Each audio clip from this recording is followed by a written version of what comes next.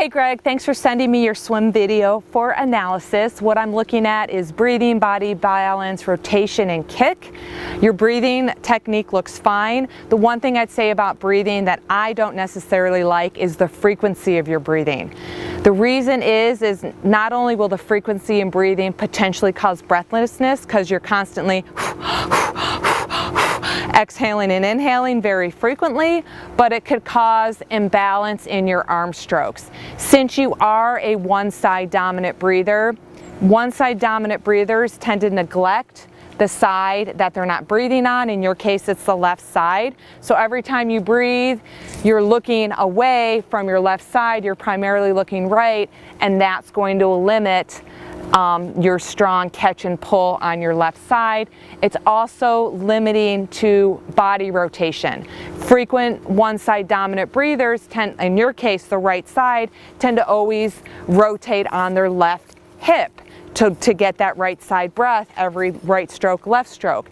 And then you sometimes can fail to balance that rotation and rotate on your right hip. So an easy way to think about rotation is when your hand enters the water, you rotate. My left hand entered, I rotated on my left hip. My right hand entered, I rotated on my right hip. What's driving the rotation is actually your underwater pull. My left arm enters, my right arm pulls. My right arm enters, my left arm pulls. And it's the underwater pull that's actually driving the rotation. So it's something to be aware of. But as far as like the technique of getting your breath, that all looks good. So I've already touched on body balance and rotation. So let's talk a little bit about your kick. You have what's called a two-beat kick, which means you do a left kick, right kick, left kick, right kick, every right, left stroke. So you're kicking 2 times for every left arm, right arm stroke cycle. That's called a two-beat kick. And I think that's perfectly fine, especially in the sport of triathlon. I think I usually tend to lessen athletes' kick. If you happen to be a triathlete, chances are high you may be wearing a wetsuit. In your competition, when you wear a wetsuit, you don't need to kick.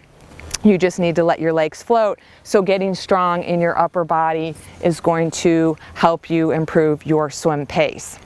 Now, let's talk about the 3 main phases of the stroke. What goes on out of the water is your recovery. That impacts your hand entry. I already said when you enter, you rotate, enter and rotate, and the hand entry sets you up for a strong catch followed by your push.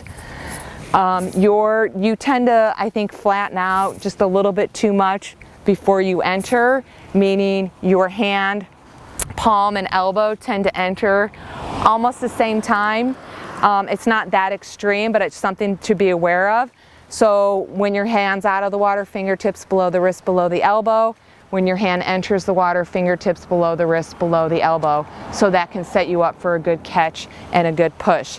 So I would like to have you throw on a snorkel so you take breathing out of the equation and you can look down and you can just focus on the mechanics of your stroke. And as you look down, you're watching your hands catch and push underneath your body between your belly button and hip. So I'd also recommend, because you have decent mechanics, I'd also recommend getting a pull buoy to wear between your legs and a set of hand paddles to help you with strength. You have a stroke that's going to help you get stronger if you put hand paddles on to create that resistance, because you have that nice little like two-beat kick type of stroke. Wearing a buoy, a pull buoy with hand paddles to work on your upper body is going to help. But I'd also like to see your arm turnover increase a little bit. Your stroke rate, not rate, but the number of strokes you took per 25 were about 23, 24 strokes per 25. You were kind of gliding into the wall.